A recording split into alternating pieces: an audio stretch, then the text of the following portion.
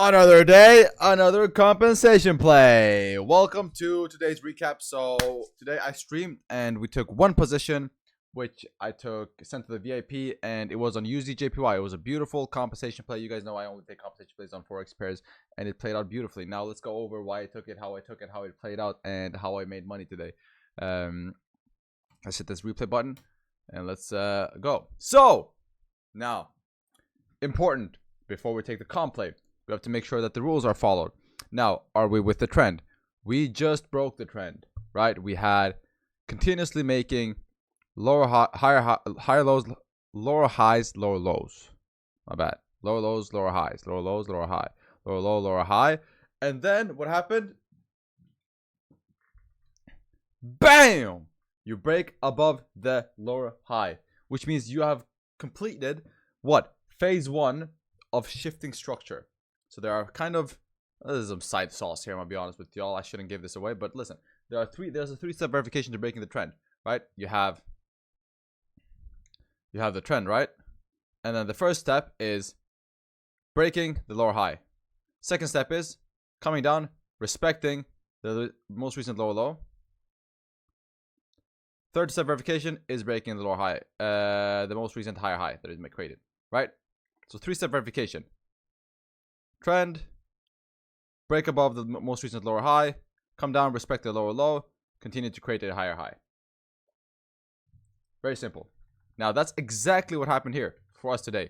So we saw on stream, and I called this out. I was like, all right, boys, we are breaking the trend here, and we have a candle with no wick. Perfect, perfect, perfect. Now you guys know I'm a trend trader. I trade with the trend, especially on Forex pairs. Now the reason I use the compensation play is so I can get a perfect entry into the trend.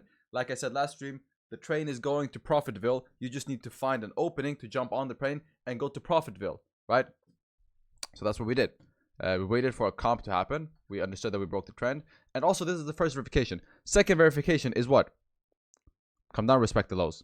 Third verification is break the highs, right? So if we do the first 2 steps, we can be sure that the third step is going to happen as well. If we look at the daily, oh, would you look at that? The daily has retested, or did gap up, filled the gap, then retested the gap, the top of the gap, failed to break it, rejected, made an equal low, and has a very small proportionally top wick to the previous candle, meaning this daily is looking to flip. Why? Because the top wick hasn't filled the previous wick, which means you have range up to fill on the daily. So expecting that, so that with the daily with us, with the 4-hour with us, the 4 is in a continuous uptrend. We had every time frame with us. We just needed an opening to head to Profitville. So what do we wait for? We waited for price to come down and tap our entry, which is that compensation play right there. If you don't know about the compensation play, you are literally missing out on free money. But hey, some people just like to do that. So we wait for it to come down. Oh, there it came down. Came down, tapped our entry. Now, second part of the trend reversal happened. Second part of the trend reversal, what was that? You failed to break the lower low. So you now have created a higher high, but you failed to break the lower low, which means that you created a what? Higher low. Create a higher low, and then that's a 2-step verification. The third step is create a higher high, and then you have the full trend reversal, right? So knowing that, we only have one more step to complete the trend reversal. We enter off of this compensation play, which is our window to jump in.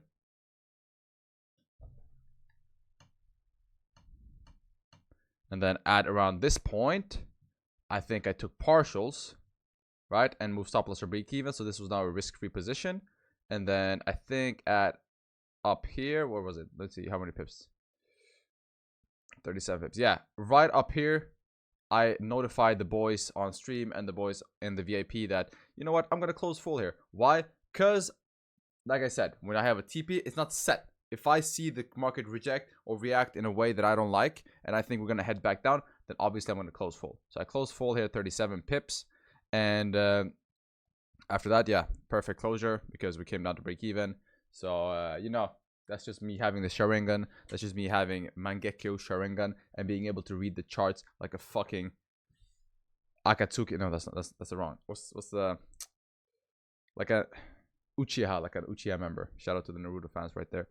But yeah, also I was closely monitoring the DXY during this trade, and I saw the DXY started dumping as well. And obviously, since this has the dollar as a denominator, we know that if the DXY pumps, this pair is going to pump. If the DXY dumps, this pair is going to dump. Now, it was very disproportional, meaning if the DXY dumped a little bit, USDJPY dumped nothing or came down very little. But if the DXY came down up a little, the USDJPY pushed, right? Because we knew that USDJPY was stronger than the dollar currently. So we know that since we came down this hard, we knew that we needed just a small retracement